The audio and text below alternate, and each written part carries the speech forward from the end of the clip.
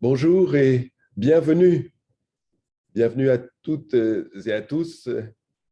Dominique Panier, je suis administrateur des Semaines sociales de France et Olivier Pavageau, bonjour, va nous assister pour les aspects techniques.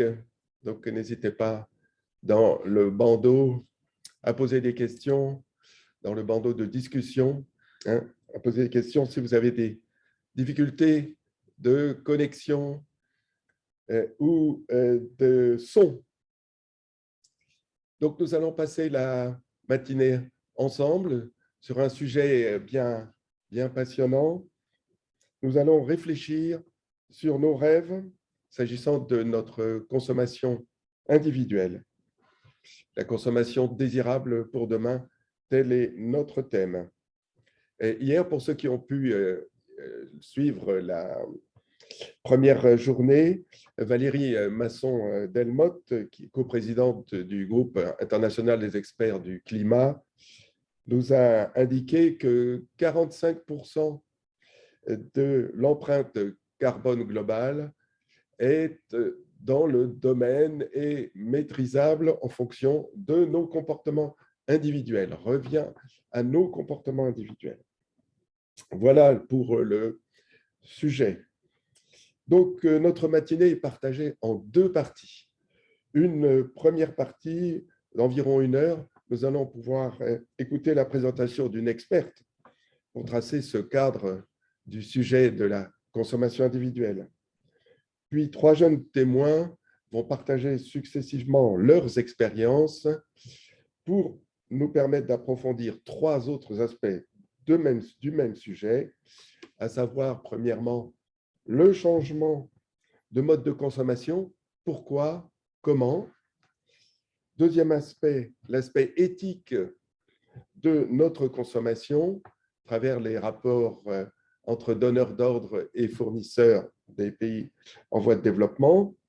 Et troisième sujet, troisième approche, le défi pour les personnes défavorisées de la consommation avec un focus sur l'alimentation.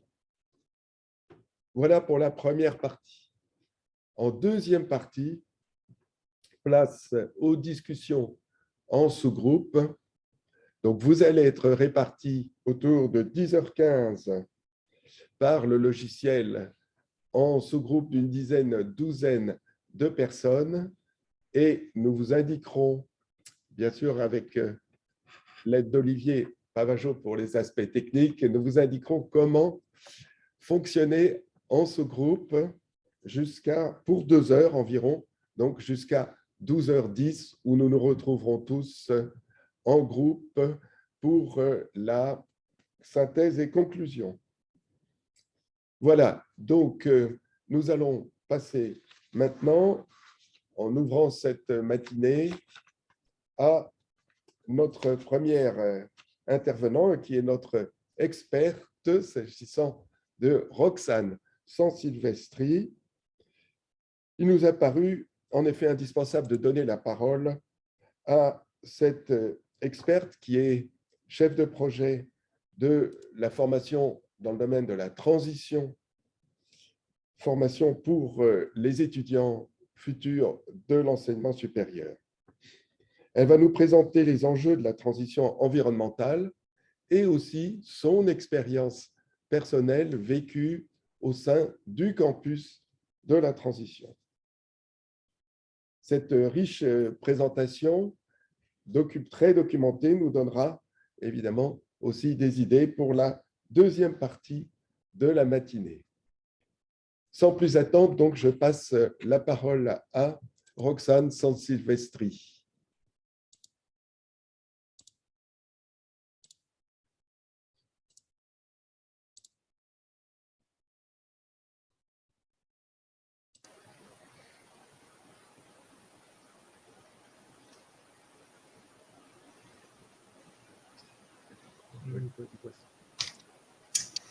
Bonjour à toutes et tous, je suis ravie de vous retrouver pour cette session. Je me présente, je m'appelle Roxane Sansilvestri, je suis enseignante-chercheur en socio-écologie et je travaille dans l'association du Campus de la Transition en tant que chercheur et chef de projet pour l'accompagnement des établissements d'enseignement dans leur démarche de transition.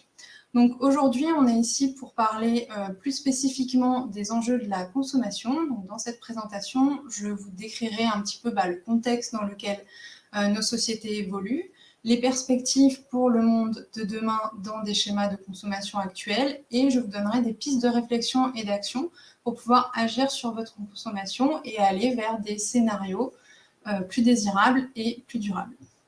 Donc, on est parti. On commence déjà par les grands enjeux de la transition auxquels nos sociétés vont devoir faire face. Aujourd'hui, nous sommes dans un contexte qu'on appelle de grande accélération, c'est-à-dire que depuis les années 50, nous vivons dans une période d'accélération tant d'un point de vue des systèmes socio-économiques, c'est ce que vous voyez sur les graphes en rouge, que sur les aspects biophysiques, sur les graphes en bleu. Et c'est un contexte que la Terre n'a encore jamais connu, et ce, à l'échelle globale. On parle donc de globalisation, ou aussi plus spécifiquement d'anthropocène, une ère où l'homme a un impact à l'échelle planétaire. Dans l'ensemble des indicateurs de cette grande accélération, on retrouve l'augmentation de la population, l'augmentation du PIB mondial, et bien évidemment, l'augmentation du taux de CO2 dans l'atmosphère. Ce qui ne fait pas exception, c'est les températures. On observe une augmentation des températures moyennes mondiales en corrélation avec l'augmentation du taux de CO2 dans l'atmosphère. Et l'augmentation de ces températures arrive directement avec une autre conséquence largement médiatisée, qui est le changement climatique. Aujourd'hui, on connaît très bien la relation entre augmentation du taux de CO2 dans l'atmosphère, augmentation des températures moyennes et changement climatique. Et on va voir dans cette présentation que l'augmentation du taux de CO2 dans l'atmosphère, il peut être aussi attribué, certes, aux techniques de production dont on parle régulièrement, mais aussi à des actes de consommation. Et c'est ce qui nous intéresse ici. Au-delà du changement climatique, il y a une autre perturbation qui est moins médiatisée, mais qui a toute son importance et qui apparaît également dans les indicateurs de cette grande accélération, c'est l'effondrement du vivant. Vous pouvez voir sur le graphe à droite qu'on a la même courbe d'accélération de la perte de biodiversité, c'est-à-dire qu'on a une augmentation du déclin de nombre de populations, on le voit sur le graphe à gauche, à la fois dans le règne animal et le règne végétal. Et cette disparition, elle s'accompagne aussi de disparition d'habitats et d'écosystèmes. C'est pour ça qu'on parle d'effondrement du vivant en règle générale. Et cet effondrement du vivant, bien que moins médiatisé, il a finalement une importance cruciale dans l'évolution de nos sociétés, parce que ce sont ces écosystèmes, ce sont ces systèmes vivants qui vont nous permettre de faire face à nombreuses perturbations et qui vont déterminer finalement notre capacité à s'adapter et à faire face aux challenges qui nous attendent. Donc, dans la description de la dégradation de ce vivant, la dégradation via les changements climatiques, des écosystèmes, on a un consortium de scientifiques qui ont évalué finalement ce qu'on appelle les limites planétaires, c'est-à-dire la capacité que va avoir la Terre à se régénérer après une perturbation. Donc ici, on ne va pas rentrer dans le détail, mais on voit tout autour du cercle différentes limites planétaires qui ont été identifiées. Et les endroits où on passe en rouge, ça veut dire que la limite a déjà été dépassée. On est déjà dans des changements irréversibles, on a franchi le point de non-retour, et du coup, il va falloir faire face aux conséquences de ce franchissement. Et on voit là en rouge la perturbation des cycles biogéochimiques, du phosphore et de l'azote, notamment dû à l'industrie agricole et agroalimentaire, et également la diversité génétique. C'est ce qu'on vient de voir avec l'effondrement du vivant et la perturbation de la biodiversité. Ce qui est intéressant, c'est qu'on a vu dans la grande accélération au début qu'on avait l'accélération au niveau des aspects biophysiques, donc les limites planétaires ici, mais qu'on a aussi une accélération au niveau des systèmes socio-économiques. Et on a une économiste, Kate Raworth, qui a fait un travail donc en 2012 dans lequel elle a repris cette idée de limite planétaire, donc c'est ce que vous pouvez voir à l'extérieur du cercle, qu'elle a, elle, appelé plafond écologique. qu'elle a mis finalement en dialogue avec les aspects de nos sociétés. Donc, vous voyez, à l'intérieur du cercle, on va voir les questions d'eau, d'énergie, de logement, d'accès à l'éducation, à la santé.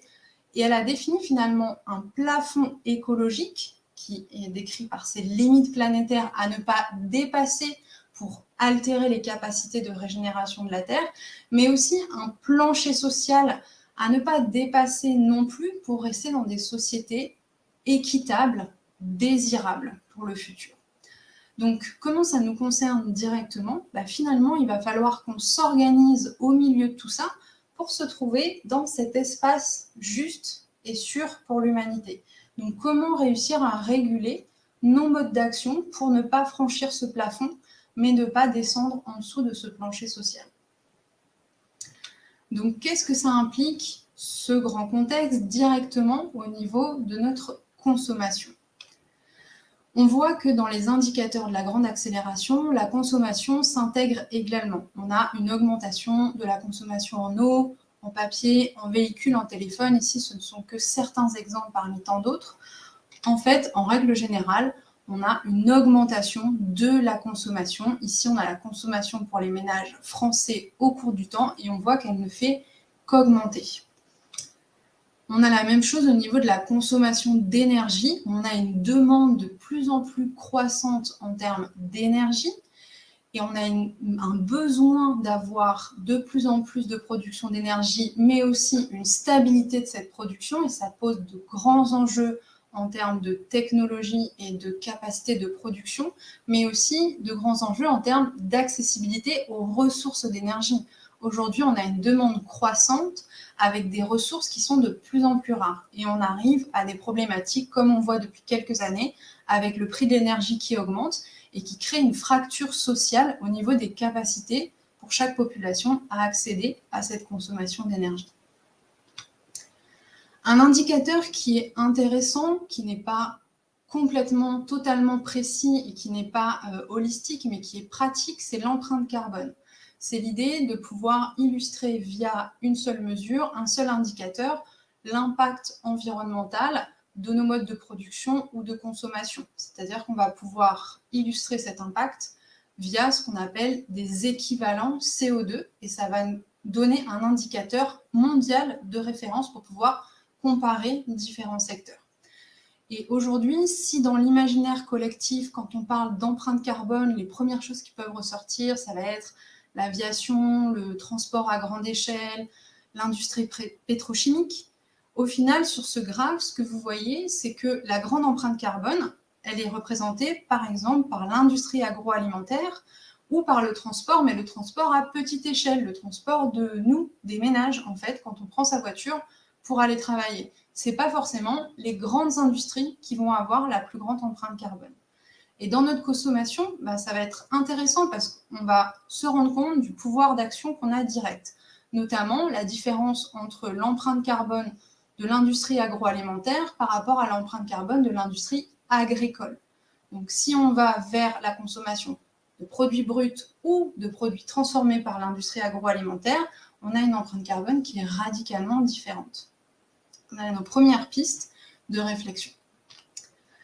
Si on s'intéresse, on rentre là à l'intérieur de nos habitats, à notre consommation en équipement. Aujourd'hui, on a encore du mal à pouvoir définir l'empreinte carbone de nos équipements. Pour la simple et bonne raison que c'est une science d'analyse qui est récente et surtout que la plupart de nos équipements, en fait, ne sont pas produits sur nos territoires, sont produits avec divers moyens de production, qu'ils sont transportés à droite à gauche et souvent importés de pays du Sud sur lesquels on n'a pas finalement de visibilité sur le mode de production. Mais ici, on a quelques chiffres. Pour prendre un exemple, on va prendre le téléviseur. Donc le téléviseur pour 11 kg, donc votre téléviseur fait 11 kg, on a eu besoin de 2,5 tonnes de matière, de ressources pour pouvoir produire ce téléviseur de 11 kg. Ça vous donne le rapport d'échelle entre ce qu'il faut consommer pour avoir un téléviseur de 11 kg. Et en termes d'empreinte carbone, la production et donc seulement la production et pas l'utilisation de votre téléviseur. La production, c'est l'équivalent d'un aller-retour en avion Paris-Nice. Et ça, c'est seulement la production. Pour entrer un petit peu plus dans le détail, pas simplement du quantitatif, mais peut-être aussi du qualitatif, on a le petit graphe en bas à droite qui prend en fait l'empreinte carbone en fonction du dimensionnement de l'écran. Donc plus vous allez aller vers une taille d'écran élevée, plus votre empreinte carbone va être élevée. Et ça va du simple au double. Donc ça va jouer sur les ordinateurs, les écrans de télévision, les tablettes, toutes ces choses. Vous n'allez pas avoir le même impact, certes en termes d'achat en quantité, mais aussi en termes d'achat en fonction du produit vers lequel vous allez vous diriger. Il y a une étude intéressante qui a été publiée par l'Ipsos en 2016 qui essayait d'évaluer un peu dans la mémoire collective si les Français étaient capables d'estimer le nombre d'équipements qu'ils avaient dans leur foyer. Et au niveau des sondages, les Français pensent qu'ils ont en moyenne une trentaine d'équipements électroniques et électriques dans leur foyer, alors qu'en réalité, ils en ont plus de 90. Et sur l'aspect historique, même si c'est difficile de comparer une société et un foyer du début du XXe siècle à un foyer du début du XXIe siècle, c'était intéressant de voir qu'au début du XXe siècle, un foyer familial avait à peu près entre 20 et 30 objets conséquents, c'est-à-dire qui faisaient corps dans le foyer, par rapport aux foyers d'aujourd'hui qui en ont plus de 2000. Donc on voit quand même qu'il y a une course à l'accumulation et à la consommation d'équipements au fur et à mesure du temps.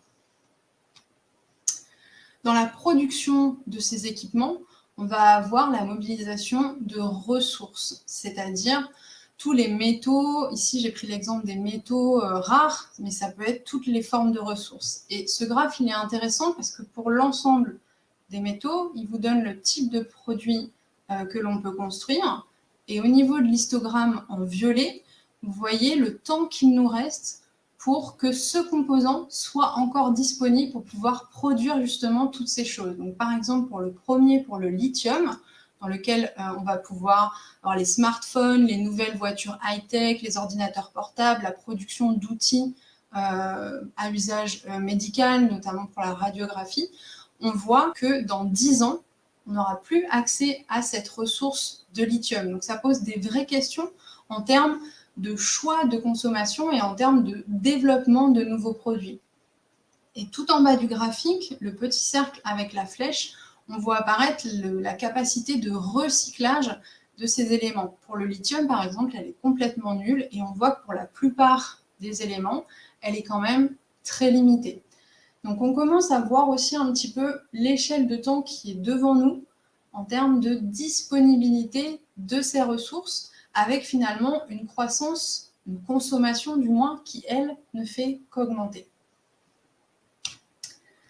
Pour finir cette partie un peu diagnostique, je voulais aller au-delà de la consommation matérielle, de la production, de la fabrication, et réfléchir aussi à l'impact de l'utilisation et de l'usage, et notamment du numérique. En fait, c'est compliqué aujourd'hui de pouvoir évaluer l'impact environnemental de l'usage. C'est souvent oublié, on va faire beaucoup d'analyses de cycle de vie, où on va parler de toute cette chaîne de production, et finalement, on va s'arrêter au moment où la personne a consommé le produit et on va plus s'intéresser à l'impact environnemental de l'utilisation qu'il va faire de ce produit. Et dans la question du numérique, c'est vraiment problématique. Parce que dans les imaginaires, on a encore très ancré tous ces schémas de raisonnement de plutôt aller lire des documents sur Internet plutôt que d'imprimer les feuilles, parce que la feuille, on voit l'impact matériel tout de suite. On peut voir que la feuille est ici. En version numérique, on ne se rend pas forcément compte de ce que ça implique en termes d'impact environnemental et matériel. Mais pour donner une idée, au niveau, par exemple, sur l'image centrale où on voit les mails, si vous envoyez une vingtaine de mails par jour pendant 1 an, vous polluez autant que si vous parcouriez 1000 km en voiture. Dans la plupart de nos métiers, on envoie tous largement plus de 20 mails par jour. Donc en fait, ça donne une idée finalement de cette pollution numérique qui n'est peut-être pas visible directement comme quand on va aller acheter son smartphone, mais qui est réelle et du coup qui pose la question dans notre consommation. C'est la consommation certes matérielle, mais la consommation aussi en termes d'usage et de service. Et ça, c'est quelque chose d'important à intégrer dans la réflexion qu'on va avoir au quotidien de notre consommation. Donc maintenant qu'on a notre contexte, qu'on a un peu des chiffres en tête au niveau de la consommation telle qu'elle est réalisée aujourd'hui, quel scénario on a pour le futur dans un monde où on a cette constante accélération et augmentation de la consommation, avec pourtant des ressources qui sont finies dans le temps. Qu'est-ce que ça nous évoque pour l'avenir? Ce que je vous propose, c'est ici d'imaginer un futur si on ne change pas notre manière de consommer. Donc finalement, comment on va pouvoir se nourrir? Quels sont les scénarios possibles? Je vais donner que quelques clés, quelques outils, enfin quelques chiffres, mais pour la question de la production agricole, aujourd'hui, on sait qu'on a plus de 90% des rivières et plus de 50% des eaux souterraines qui sont polluées soit aux pesticides, soit aux pollutions azotées, notamment dues aux engrais, par rapport à nos pratiques agricoles. On voit très bien aussi, avec les épidémies à répétition, que nos manières de produire dans l'élevage, avec les pandémies, les zoonoses, on a aussi un système qui entretient de nouvelles pollutions. Et au XXIe siècle, on a l'apparition de nombreuses maladies chroniques, dites maladies du XXIe siècle, qui sont des conséquences directes de cette industrie agroalimentaire. Donc ça, c'est quelque chose qui, comme tous nos indicateurs d'accélération, va continuer à augmenter si on ne change pas notre manière de consommer en termes d'alimentation. Comment se loger dans l'avenir? Aujourd'hui, l'accès au logement devient très compliqué pour la plupart des populations, autant dans les pays en développement que aussi chez nous dans les pays développés. On a les chiffres de l'INSEE de 2015 qui montrent que 10% des populations les plus riches, je parle en France, possèdent plus de 60% du patrimoine immobilier. Ce que ça nous montre, c'est qu'on a une tendance à aller vers une structure immobilière qui devient plutôt un capital d'investissement plutôt qu'une structure immobilière qui est là pour donner l'accessibilité à un foyer et donner du coup une sensation de sécurité par les familles. Ce qui fait qu'aujourd'hui, 30% de la population la plus pauvre en France n'a pas accès à la propriété du fait qu'on a une accumulation, on a une consommation de biens immobiliers par une certaine tranche de la population. Au niveau de la mobilité, comment se déplace-t-on aujourd'hui? C'est directement relié à la problématique du logement.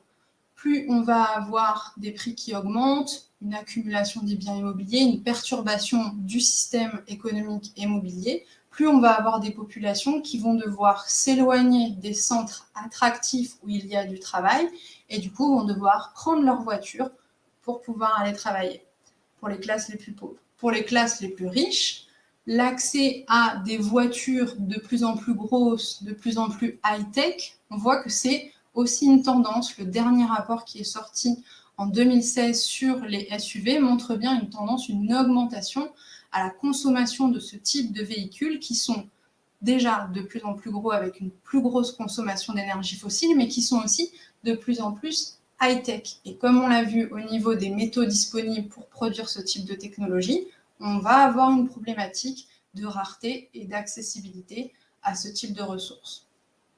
Et enfin, je voulais terminer sur la question de la relation au vivant.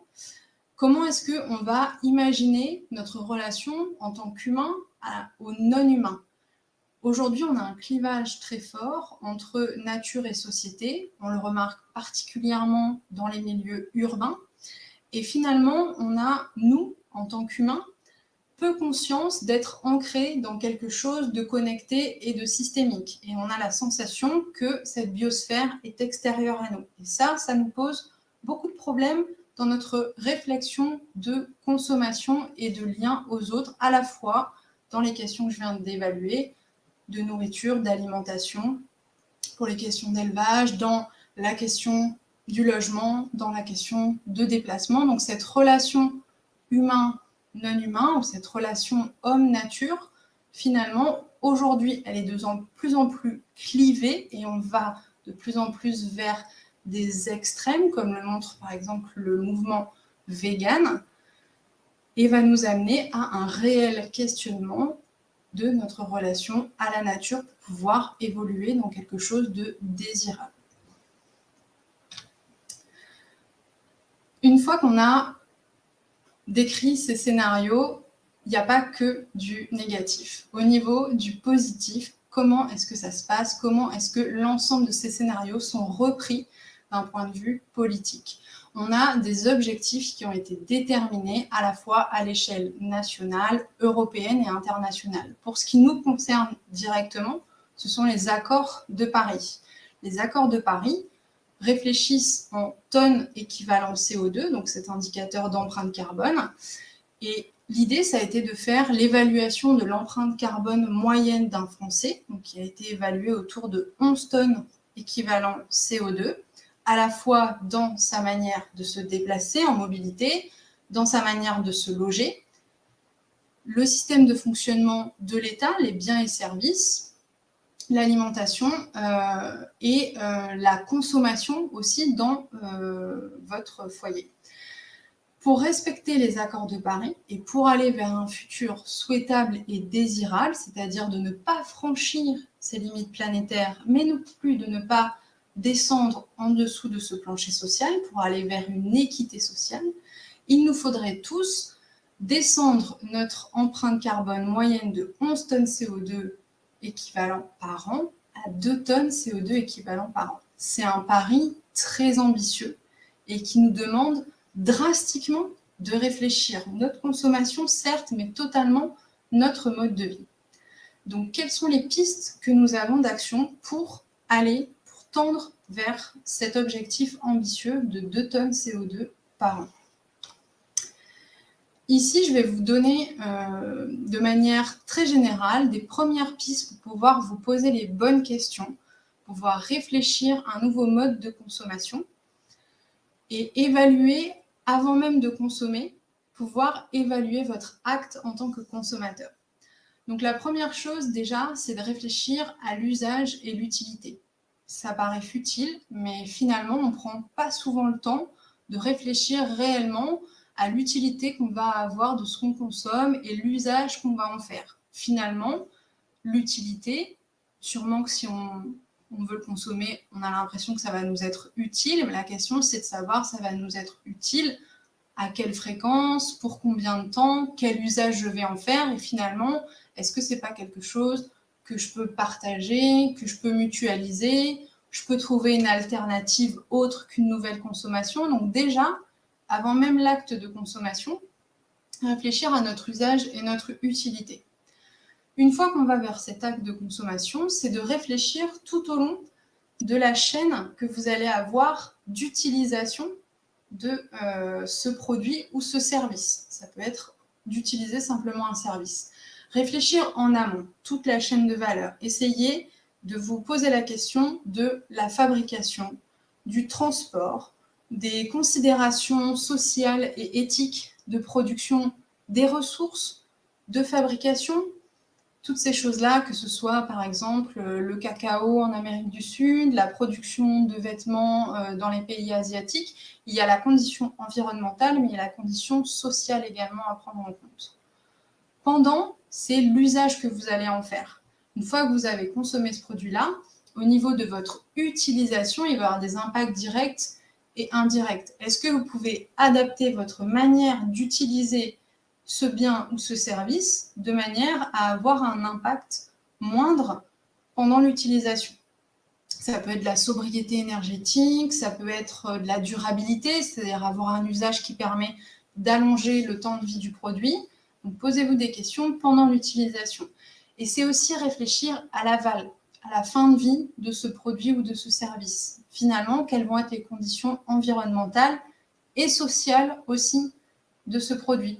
il y a des produits qui ne sont absolument pas recyclables. Donc déjà, posez-vous les questions de quelle va être la fin de vie de ce produit. Mais pour les produits recyclables, posez-vous des questions sur dans quelles conditions il est recyclé. S'il est recyclé, oui, mais qui va faire ce travail de recyclage, dans quelles conditions, dans quel pays, pour quels usages, quelle est la rentabilité de ce recyclage.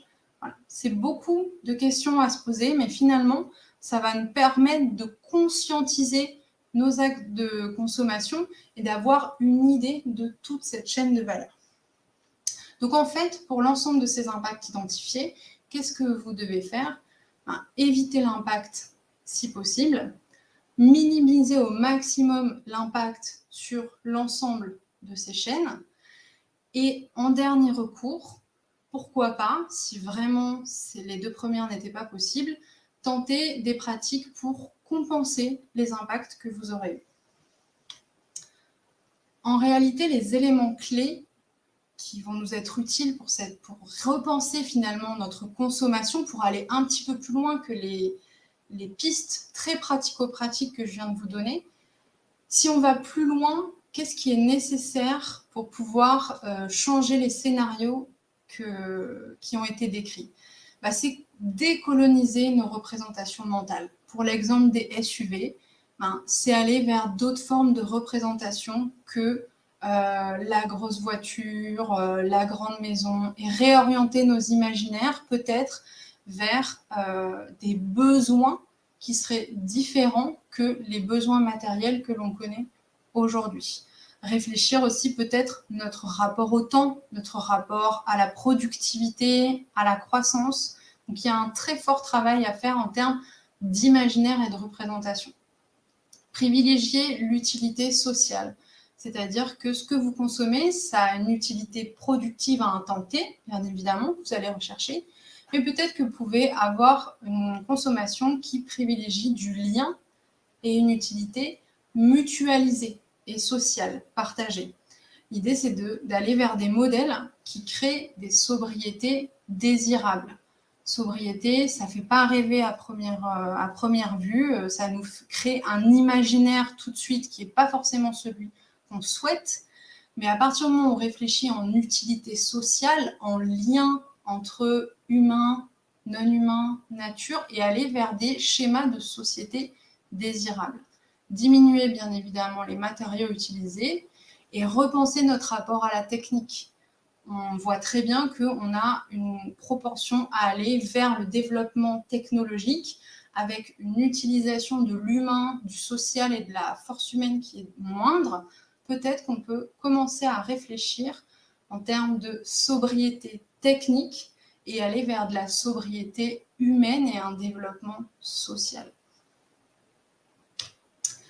Donc pour terminer cette présentation et finalement pour imager ce que je viens d'expliquer, qui reste peut-être très conceptuel, je vais vous parler des expériences qu'on mène au campus de la Transition, sur l'écolieu du campus de la Transition, qui se situe à Forges en Seine-et-Marne, et qui est une association qui a pour vocation d'expérimenter ces problématiques de la transition et de pouvoir les partager avec le grand public et surtout de pouvoir l'infuser dans l'enseignement pour pouvoir donner ces clés-là aux jeunes étudiants et qu'ils puissent devenir des citoyens avertis et conscients et prendre place dans ces futures sociétés.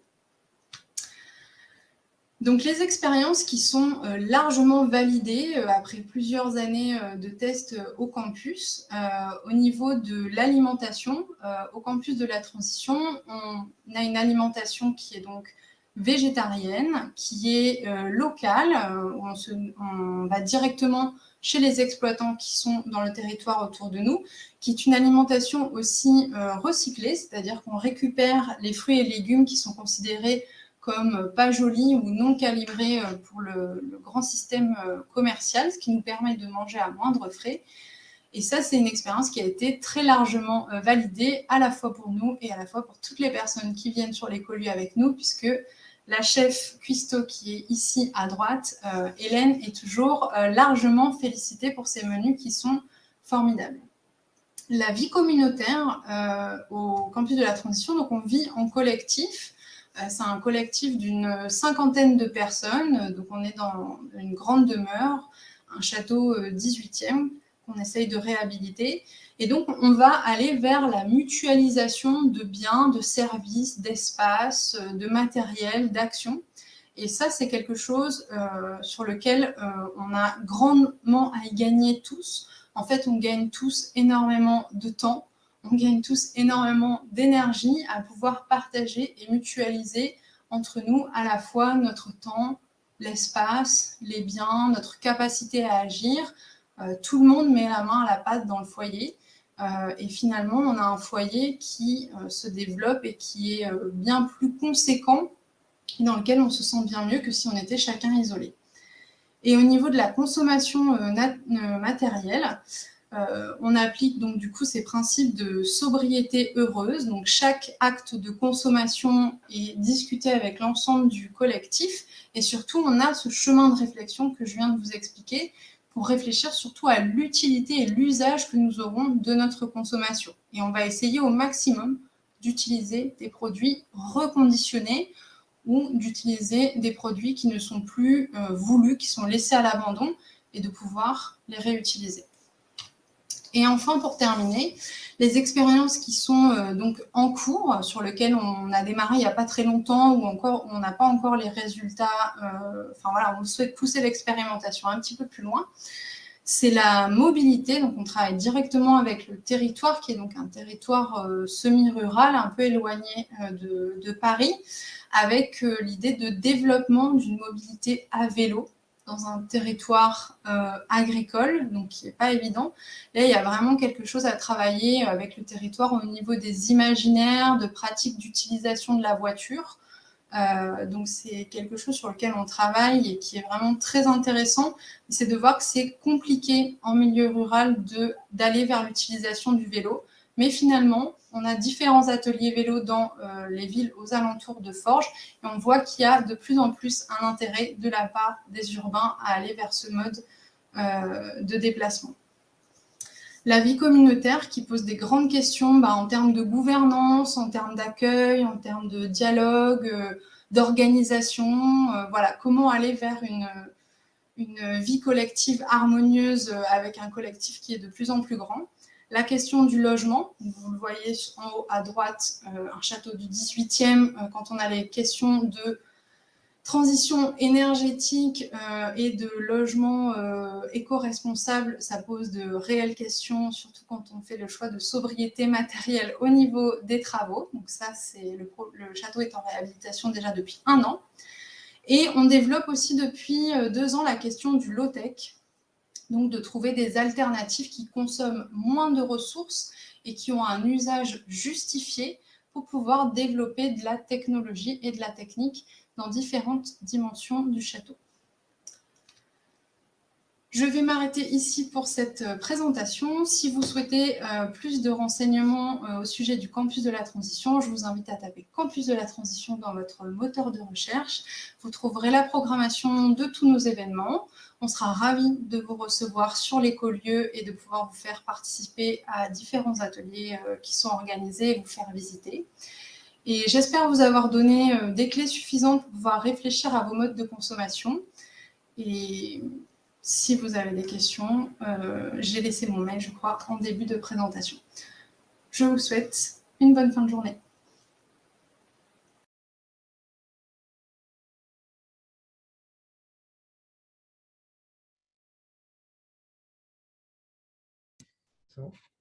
On est là. Voilà, voilà, c'était ce premier temps. Donc, l'experte Roxane Sansilvestri qui nous a donné à la fois le diagnostic, qui nous a donné les scénarios et puis les éléments de réflexion sur notre consommation donc désirable pour le futur. Nous allons maintenant passer à un témoignage bien différent. Nous allons élargir notre réflexion à la dimension globale, à la dimension mondiale, celle des échanges économiques qui sont, on le sait aujourd'hui, mondialisés Et le corollaire de ces échanges mondialisés, c'est la question de la responsabilité environnementale et sociale des grands acheteurs qui nous alimentent, notamment dans le domaine textile, mais pas seulement. Et pour nous introduire dans ces réflexions, nous allons donner la parole à Swan Baumier, qui est ingénieur et docteur en sciences politiques. Et Swan Baumier est chargé de plaidoyer pour la régulation des entreprises multinationales au CCFD Terre Solidaire. Je vais donc maintenant passer la parole à Swan Baumier pour une dizaine de minutes pour la présentation donc, de ces enjeux de responsabilité sociale et environnementale. À tout de suite après.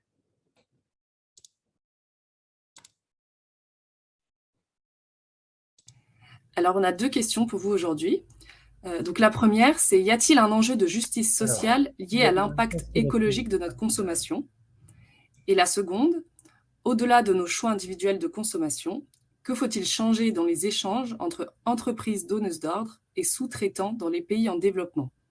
Voilà, je vous laisse répondre à ces 2 questions. Oui, merci.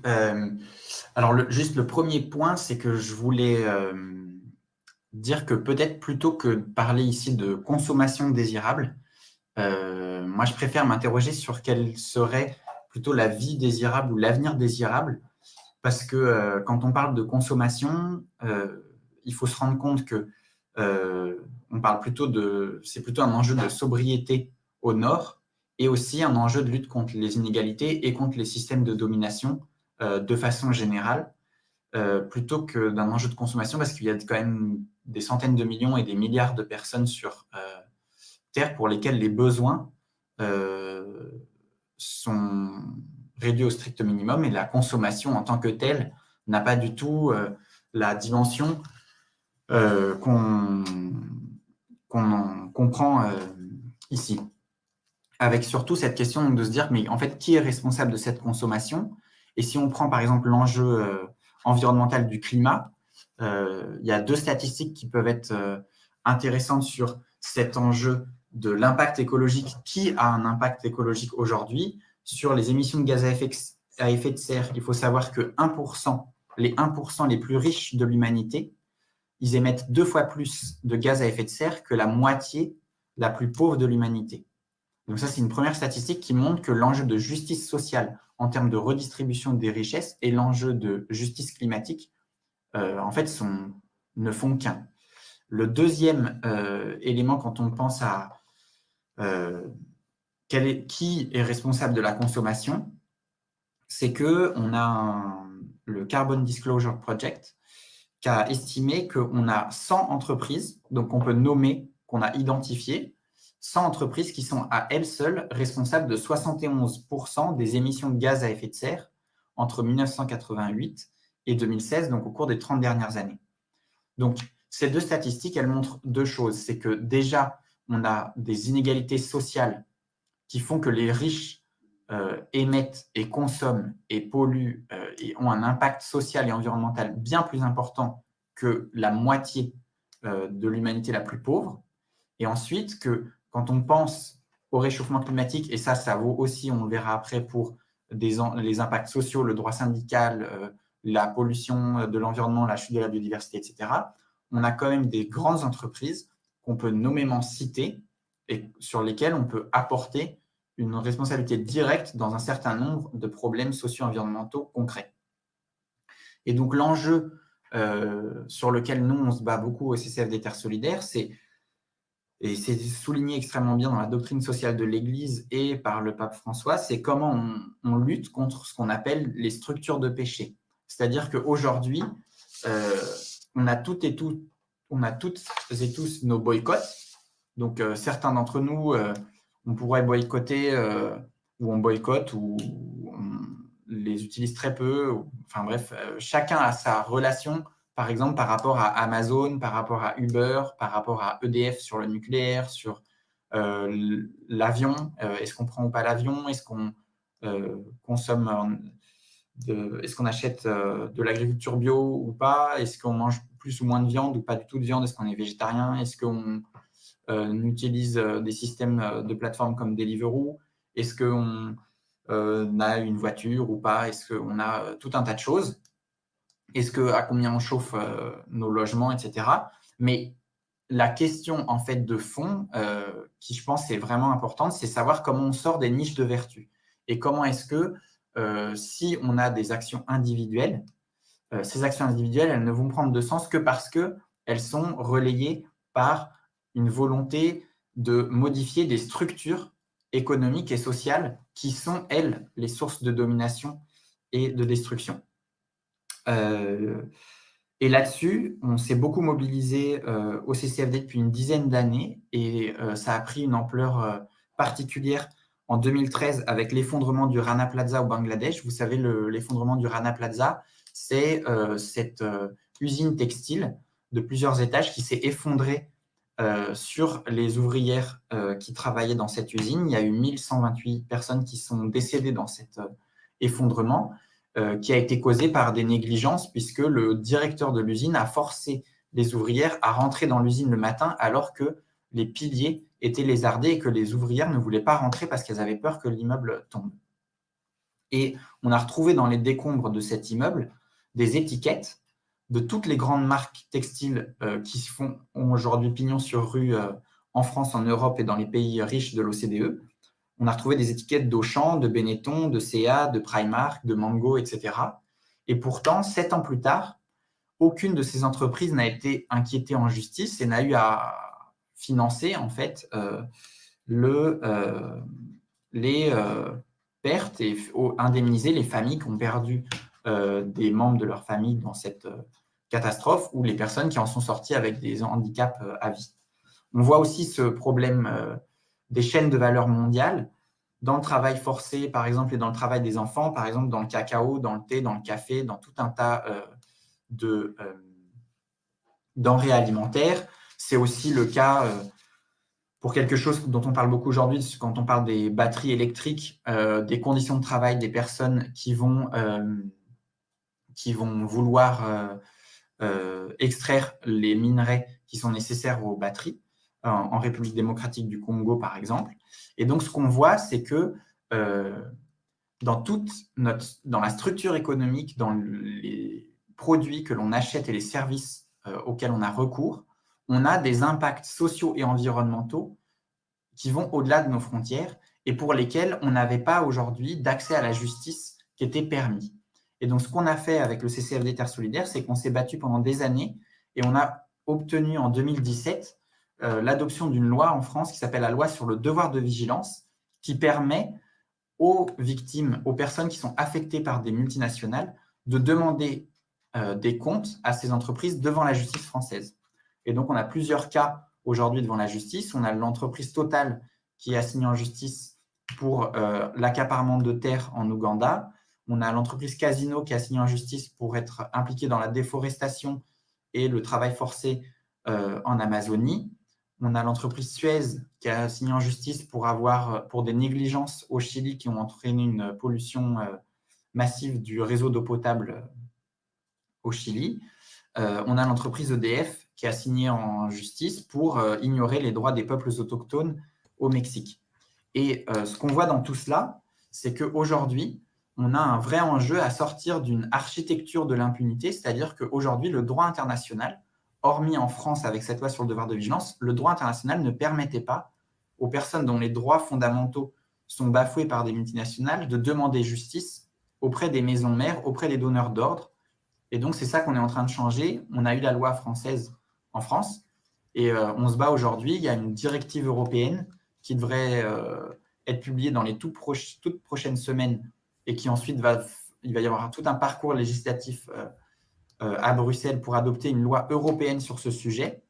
Et ensuite, on a un traité qui est en discussion à l'ONU, sur lesquels l'Union européenne, pour l'instant, reste sur le banc de touche. Mais le but, là aussi, c'est de changer le droit international, le droit européen, sur le modèle du droit français, pour que les personnes qui voient leurs droits bafoués puissent accéder à la justice et contraindre ces grandes entreprises à modifier leurs pratiques.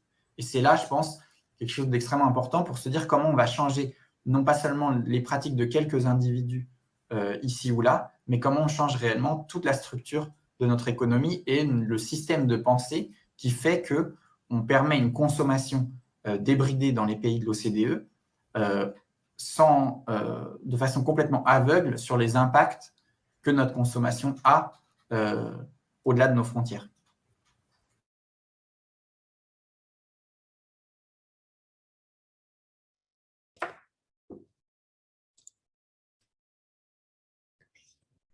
Voilà, merci Swan Baumier pour cette perspective. Nous allons maintenant avoir l'intervention en direct de Laurent Seu pour un dernier point de vue sur l'aspect social, qui n'est pas le moins important, c'est le point de vue de la consommation vue des personnes défavorisées, avec un focus sur la partie consommation alimentaire.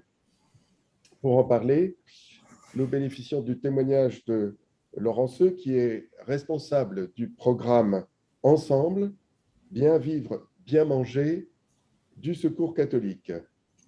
Laurent, si vous nous entendez, bonjour et à vous la parole pour 7 minutes. Merci. Bonjour, vous m'entendez bien là, ça va? Ah, parfait. Donc effectivement, je suis responsable du tout nouveau programme Ensemble, bien vivre, bien manger du Secours catholique. C'est un programme que le Secours catholique a lancé à 2025 pour essayer de changer les choses, parce qu'il nous semblait que dans le champ de la consommation, et en particulier pour les personnes en précarité, nous n'étions pas dans le respect du plafond écologique et du plancher social. Donc nous avons besoin d'un changement, nous le voulons, comme dirait le pape François quand il s'adresse au mouvement populaire, et donc nous sommes donnés ces moyens-là en disant, voilà, là on se trouve vraiment à la croisée des enjeux de justice sociale et de préservation de la planète. Donc on va parler de consommation, effectivement, de consommation des personnes en précarité, mais sous l'angle de l'alimentation. Et ça tombe bien, je vous renvoie à notre rapport statistique là, qui était sorti le 18 novembre, qui s'appelle « Fin de dignité », qui est vraiment centré sur cette question-là. Donc, je vais pouvoir vous donner des informations qui sont juste publiées. La première chose, c'est de qui parle-t-on? Qui sont les personnes en précarité que nous rencontrons au Secours catholique? Il faut que vous sachiez, parce que c'est vraiment une donnée majeure, c'est que le niveau de vie des personnes que nous rencontrons est de 537 € par mois. Donc 537 € par mois. Donc vous savez que, évidemment, c'est très en deçà du seuil de pauvreté, et c'est même en dessous du seuil d'extrême pauvreté qui se situe à 739 €. Donc on parle vraiment de personnes qui sont dans des situations extrêmement difficiles. Et pour ne pas m'appesantir sur le sujet, pas être trop long, dire que c'est quand même toutes les personnes qui passent entre les mailles de l'ensemble des filets de protection sociale que nous rencontrons. À l'occasion de ce rapport, nous avons fait une enquête pour savoir comment ces personnes avaient vécu la période du premier confinement, notamment. Il a semblé que l'alimentation avait été une sorte de révélateur des crises, de la crise vécue et du niveau de fragilité, d'insécurité dans lequel certains se trouvaient déjà. Alors, qu'est-ce qui se passe pour ces personnes-là? Un premier chiffre qui est assez édifiant, c'est que 80% des personnes se trouvent en situation d'insécurité alimentaire, mais ce qui est plus choquant encore, c'est que 27% d'entre elles sont dans une situation d'insécurité alimentaire grave, c'est-à-dire qu'elles ne mangent pas de la journée, et ce, de manière régulière. À vrai dire, ce chiffre nous a, même nous, choqués, parce qu'on ne s'attendait pas à ce niveau-là, dans un pays où, à travers l'ensemble des associations présentes dans le champ de l'aide alimentaire et l'ensemble quand même du filet de protection sociale, on arrive quand même à ce chiffre-là de 27% de personnes qui ne mangent pas de la journée, et ce de manière régulière, ça nous a vraiment choqués. L'autre élément, qui est une sorte de pendant sur lequel je voulais revenir, c'est que ces personnes-là, dans l'état de difficulté dans lequel elles se trouvent, sont 80% d'entre elles préoccupées par les effets de leur mauvaise alimentation sur leur santé. Et ça, d'un certain point de vue, c'était aussi un chiffre qui nous a extrêmement étonnés, parce qu'on entend quand même beaucoup de choses sur les personnes en précarité. Elles mangent n'importe comment, elles n'ont pas une conscience de leur alimentation, elles ont besoin d'être comme tout le monde, alors elles achètent n'importe quoi, etc. 80% d'entre elles sont préoccupées par les effets de l'alimentation sur leur santé, et 50% d'entre elles disent être en incapacité de changer les choses du fait de leurs ressources financières. Et donc, pour moi, l'enseignement sans doute le plus important, c'est que l'importance d'une alimentation de qualité, l'importance d'une alimentation durable et de qualité, en fait, ce n'est pas un sujet pour les personnes en précarité. Elles sont 80% d'entre elles à faire le lien. En revanche, on a 3 problèmes. Le premier problème qu'on a, c'est évidemment une absence de moyens suffisants de ces personnes pour accéder à une alimentation de qualité. Et on en a eu un exemple important pendant la phase Covid, parce que le Secours catholique s'est engagé, parce qu'on s'est rendu compte de ces difficultés-là. On a mis en place tout un dispositif de chèque alimentaire à hauteur de 5 millions, et on a plaidé auprès de l'État pour qu'il s'engage. L'État l'a fait, après qu'on l'ait bien interpellé, et il s'est engagé de manière large au soutien des personnes en précarité à hauteur de 1 milliard. Et donc, ça a eu un effet extrêmement important, et on est vraiment, je pense que c'était majeur que ça puisse advenir. Le problème, c'est qu'on voit en fait qu'il y a un effet structurel de revenus insuffisants qui fait que ces personnes sont en incapacité de se nourrir convenablement, et c'est la raison pour laquelle le Secours demande que les minima sociaux soient réévalués, ils soient en décrochage permanent par rapport au coût de la vie. Voilà, je voulais situer cette question du revenu. Il y a un autre point important, je vais mettre court sur ce point-là, c'est qu'il y a une offre, il faut aussi qu'il y ait une offre d'alimentation de qualité qui soit présente et suffisante. Ce n'est pas vrai dans l'ensemble des territoires, et de la même manière, il y a une insuffisance de production de manière générale sur un soutien insuffisant sur l'installation, la transmission, la formation. Il y a eu une discussion sur la PAC, sur la question de la structuration des filières. Ce n'est pas le sujet aujourd'hui, mais je voulais le noter quand même. Et surtout, c'est le point majeur que nos premiers chiffres montrent, mais que nous constatons tous les jours au Secours catholique, c'est qu'il faut se mettre à l'écoute de ce qu'elles demandent pour abandonner cette forme de regard, de sentiment de comprendre et de savoir, et de rechercher les solutions avec elles. Un premier chiffre, c'est que quand même ce besoin d'écoute est le besoin le plus important exprimé par les personnes rencontrées au Secours catholique, et l'alimentation est le deuxième. Et que nous disent les personnes en précarité? La première chose, c'est qu'elles disent vouloir, c'est quand même assez basique, hein, mais faire leurs courses comme tout le monde, avoir le choix de leur alimentation. Et ça n'a l'air de rien, ça, puisque ça nous semble à tous assez naturel que de pouvoir choisir son alimentation. Mais ce n'est pas le cas de ces personnes. Et quand on sait qu'aujourd'hui, il y a de 5,5 à 7 millions de personnes qui seraient à l'aide alimentaire, on se rend compte qu'il y a un problème de ce côté-là. Et on a travaillé, nous, avec des personnes en précarité sur ce sujet depuis, plus précisément depuis 2014-2015. Et on a établi un certain nombre de critères avec elles. Elles disent, voilà, c'est important qu'il y ait une forme de dignité qui se manifeste par cette capacité à choisir. On souhaite également être dans des projets dans lesquels on puisse accéder à notre alimentation, et donc avoir notre place, pouvoir prendre part à ces projets-là.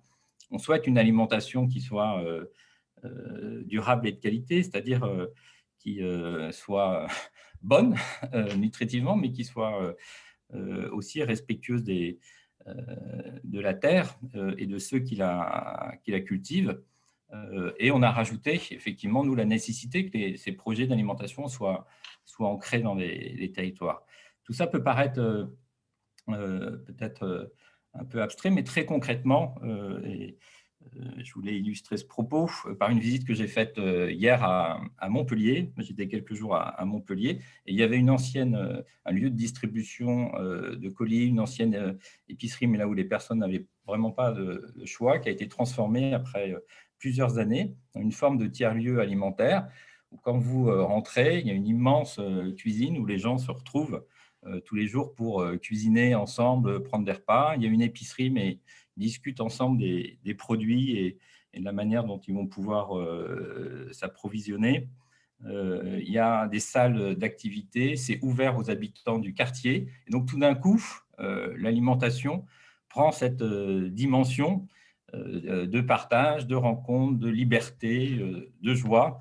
Bon, voilà, c'est un peu pour ça qu'on a appelé notre programme « Ensemble, bien vivre, bien manger ». C'est qu'il nous semble qu'il y a tout un travail à faire pour partir de ce que les personnes en précarité pensent, demandent, qui finalement ressemble assez bien à ce qu'on souhaite tous, et de repenser et les dispositifs d'accès aujourd'hui, en fait, l'ensemble d'un système qui leur permettrait, comme toutes, de consommer, mais avec cette notion de lien partagé et en même temps de respect de la dignité des personnes et de respect de la planète.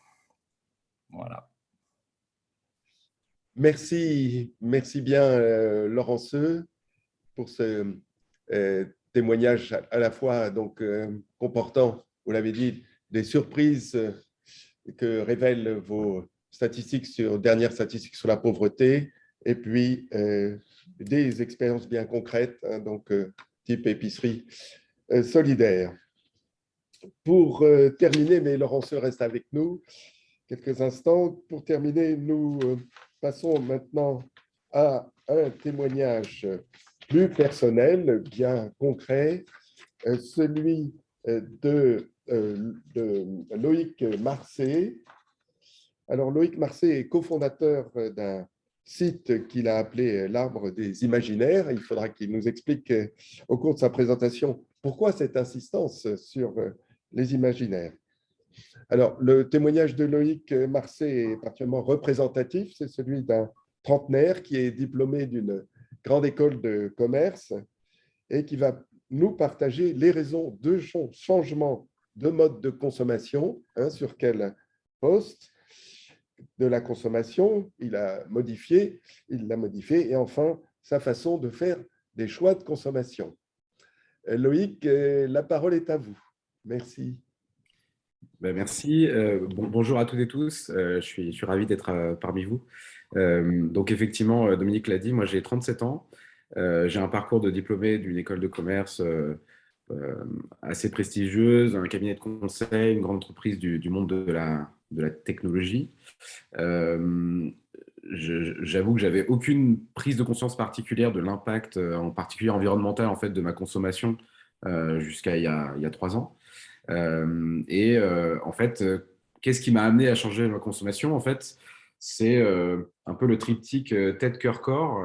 J'ai commencé d'abord par la tête à consulter beaucoup de conférences, de vidéos, de livres sur les dérèglements environnementaux, les crises écologiques.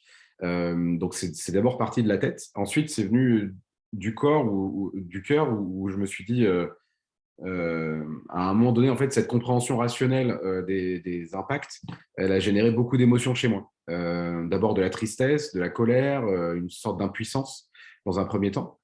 Et ensuite, en fait, ça s'est transformé en volonté d'agir et d'agir déjà à ma modeste échelle.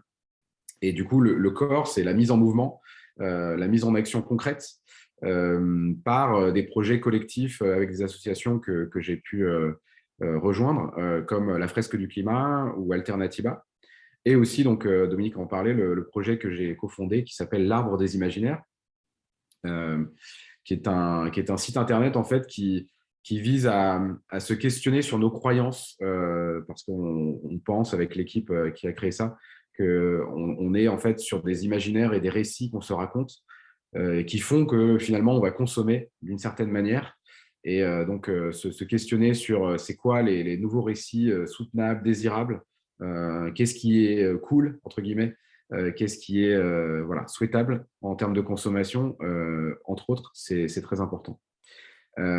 Et évidemment, comme le changement passe d'abord par moi, c'était modification de mes propres comportements de consommation et c'est de ça que je vais vous parler aujourd'hui. Alors, concrètement, qu'est-ce que j'ai changé et qu'est-ce que ça m'apporte? La première étape que j'ai faite, c'est en fait de faire mon propre bilan carbone personnel. Et pour ça, il y a beaucoup d'outils disponibles. Moi, j'ai utilisé le simulateur de l'ADEME qui s'appelle Nos gestes climat pour en fait avoir l'estimation de mon empreinte carbone personnelle et ça permet en fait d'identifier les ordres de grandeur où est-ce que je peux éventuellement diminuer mon empreinte carbone personnelle. Et ensuite, j'ai mis en œuvre un certain nombre de changements en essayant de viser les postes les plus émetteurs. Donc, si on prend l'alimentation, par exemple, moi, je suis quelqu'un qui mangeait énormément de viande, quasiment de la viande à tous les repas. Et en fait, de cette situation où la viande, c'était l'option par défaut, je suis passé à l'option privilégiée, je suis passé à une option où le végétarien était la première option et aujourd'hui, c'est 80% de mes repas. Vraiment sur cette prise de conscience que effectivement la viande a un impact très fort au niveau environnemental. Au niveau des transports, j'ai arrêté de prendre l'avion en regardant un petit peu les ordres de grandeur. Et pour la voiture, donc je ne possède pas de voiture moi-même et quand je dois la prendre, parce que je n'ai pas d'autre solution, j'essaie de privilégier une voiture électrique. Et sinon, effectivement, c'est le train, le vélo, les transports en commun.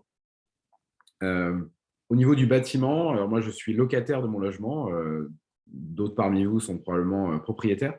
En tant que locataire, j'ai un pouvoir relativement limité, mais j'ai quand même le pouvoir d'identifier comment je veux chauffer mon logement. Et donc, du coup, là-dessus, j'essaye de me dire que mettre un pull, par exemple, et essayer de ne pas chauffer de manière très, très forte mon logement, ça peut me permettre de diminuer à la fois ma facture et à la fois l'impact environnemental que j'ai et essayer de privilégier des fournisseurs d'énergie verte. Et enfin, sur la consommation de biens matériels, donc les choses que j'achète pour me vêtir et pour les objets que je peux acheter. Moi, j'avais une tendance un petit peu aux achats un peu compulsifs, aux bonnes affaires. On vient de passer Black Friday, voilà, j'y ai été sensible. Et en fait, je suis sorti de ça et avec une attention notamment aussi aux équipements numériques dont on ne parle peut-être pas souvent, mais finalement faire durer un maximum les équipements numériques, résister aux effets de mode, aux injonctions de la publicité. En fait, ça permet de sortir de cette logique où il faut être à la mode, etc. et renouveler les choses alors qu'elles marchent très bien. Et d'une manière générale, il y a un petit outil qui est une règle qui est très utile, que j'applique moi-même, qui est la règle des 5 R, qui permettent en fait de réfléchir aux différents achats qu'on doit faire. Donc, le premier R, c'est refuser. C'est est-ce que je peux effectivement remettre à plus tard? Est-ce que j'ai vraiment besoin de ce que j'ai envie d'acheter? Ensuite, c'est réduire la quantité, réduire ce qu'on a envie d'acheter. Réutiliser, c'est voilà, est-ce que finalement il n'y a pas quelque chose que je peux que j'ai déjà ou que je peux emprunter, etc. Ensuite, c'est rendre à la terre, donc c'est voilà, la partie compostage pour tout ce qui est organique, et recycler effectivement en bout de chaîne. Donc appliquer ça, en fait, ça permet finalement de re-questionner beaucoup des achats qu'on a à faire. Alors, qu'est-ce que ça m'apporte? Moi, je ressens une vraie sérénité en fait à être sorti de cette logique un peu irréfléchie de consommation où en fait j'ai de l'argent donc je vais le dépenser. c'est un sentiment d'être beaucoup plus acteur de mes choix, en fait. Je sais à quoi je vais dépenser mon argent, pourquoi je vais le faire, et je vais avoir beaucoup questionné, en fait, mes achats, ma consommation. Et en fait, par ricochet, je trouve que ça ouvre des questions assez profondes sur finalement mes propres besoins, sur mon rapport à l'argent, mon rapport au temps, parce qu'effectivement, on se retrouve un peu dans un cercle, une roue de hamster où on travaille pour générer de l'argent qui va permettre de consommer. Et en fait, c'est une porte d'entrée pour, du coup, pour interroger et déconstruire des imaginaires. Donc voilà, je refais le lien avec l'art des imaginaires, mais c'est quelque chose de très important de finalement des changements un peu culturels, quoi. C'est-à-dire, voilà, on rentre un petit peu dans ces sujets-là. Et pour finir, je voulais vous donner quelques outils pour vous aider dans cette démarche, moi qui m'ont aidé personnellement. Une première chose, c'est faites le test de vos passions. Demandez-vous ce qui vous procure du plaisir dans la vie. Voilà, ça peut être partager des moments en famille, entre amis, je sais pas, danser, rire, chanter, faire du sport, se promener. Et en fait, vous allez constater deux choses. D'abord, ce sont souvent des éléments immatériels. Et dans l'immense majorité des cas, vos passions, en fait, elles génèrent très peu d'impact environnementaux. Et en fait, faire cet exercice, ça fait se rendre compte qu'il faut mettre beaucoup plus de ces passions-là dans sa vie, s'organiser pour ça. Et au final, vous allez avoir un impact assez limité tout en faisant ce qui vous anime, quoi. Voilà. Et ça, c'est extrêmement puissant, c'est ce que j'essaye de faire. Un autre petit outil, c'est une sorte de jeu intellectuel en se disant comment je peux avoir un maximum des heures de ma journée qui sont en dehors d'une logique de marché, en dehors d'une logique de consommation. Voilà, et on parlait des 5 R, voilà, c'est qu'est-ce que je peux réparer, emprunter, quelles astuces je peux trouver pour éviter d'acheter et éviter d'acheter du neuf. Ça, je pense que si on transforme ça en stimulation intellectuelle, ça devient assez intéressant. Et enfin, la dernière chose, c'est développer la pleine conscience. C'est se dire finalement, si je suis à ce que je fais, si je suis dans le moment présent, je vais modifier notamment, par exemple, le rapport à la nourriture, le rapport à l'objet. Je vais me rendre compte que je vais valoriser beaucoup plus l'usage d'un objet, je vais valoriser beaucoup plus la qualité d'un repas. Et mécaniquement, du coup, vous allez passer moins de temps en fait, dans une logique de consommation parce que voilà, la chose, l'objet, le repas que vous allez faire, vous allez y accorder beaucoup plus d'importance. Donc, voilà un petit peu quelques pistes et quelques éléments de témoignage sur ce que j'ai pu mettre en place.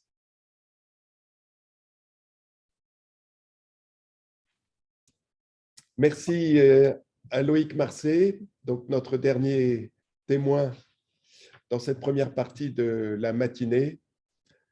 Merci pour ces outils qui certainement vont nous resservir. Alors, maintenant, place à la discussion en sous-groupe.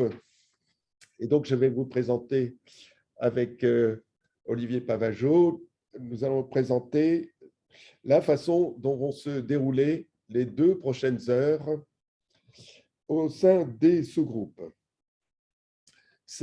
Premièrement, c'est le logiciel qui va vous répartir en sous-groupes d'environ 11-12 personnes. Et au sein de ce sous-groupe, vous allez, l'un de vous allez choisir un animateur, c'est-à-dire simplement une personne qui va être en charge de faire respecter l'horaire et la parole, que chacun puisse prendre la parole, bien sûr, et qui aidera à la restitution de votre travail de sous-groupe, restitution des discussions que vous allez avoir. Donc, s'il n'y a pas au sein de votre sous-groupe, s'il n'y a pas une vocation immédiate, ça peut être simplement la personne la plus jeune parce qu'elle va manipuler l'outil Framapad, c'est-à-dire elle va pouvoir saisir à la fin de la discussion les rêves qui seront exprimés par votre sous-groupe. Alors, Premier temps du sous-groupe, c'est se présenter. Qui suis-je?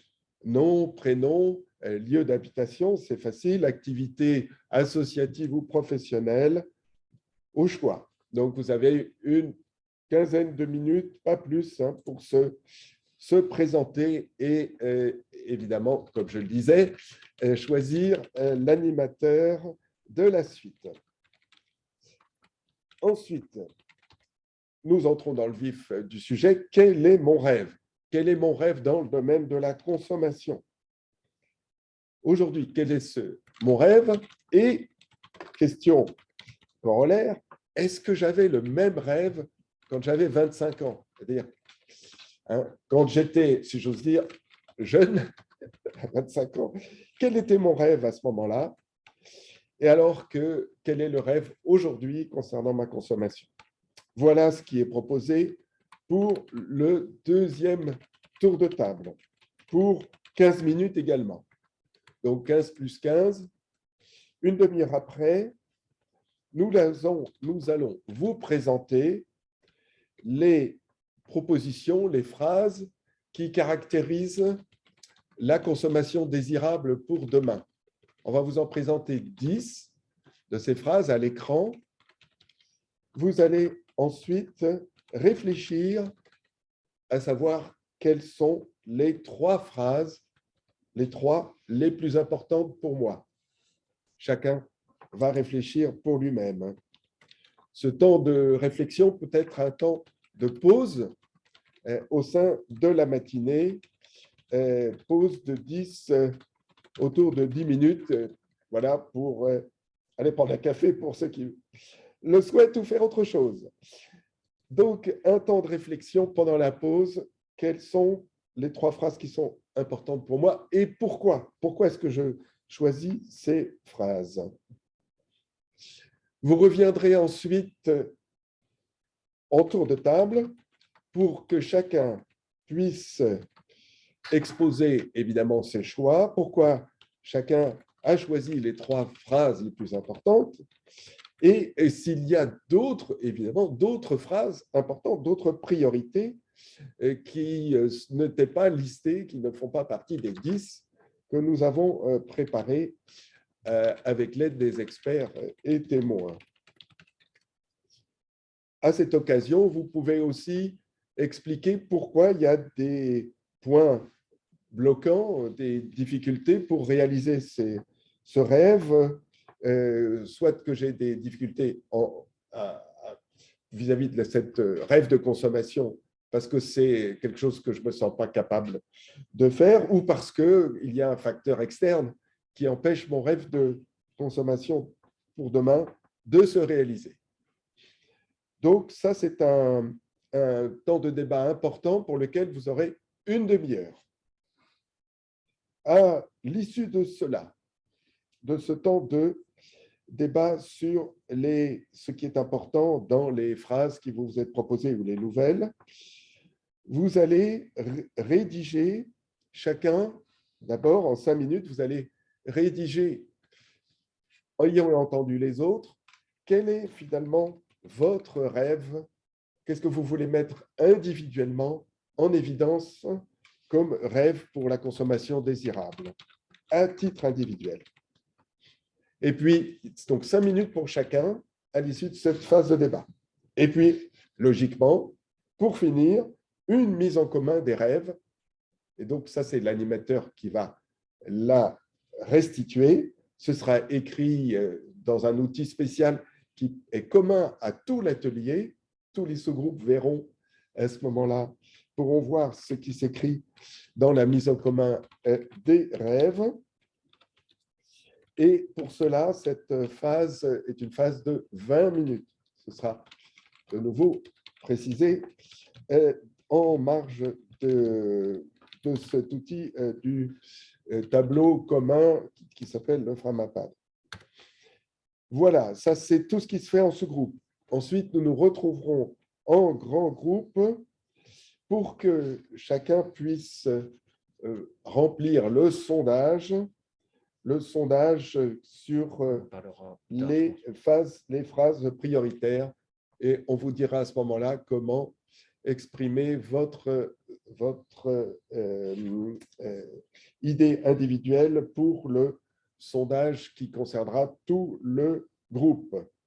Et donc, nous nous retrouvons tous à 12h10, 12h15, et on vous expliquera donc comment exprimer votre opinion personnelle et finalement, quel est mon rêve et qu'est-ce que je souhaite approfondir. Donc, ce sera pour la fin de matinée.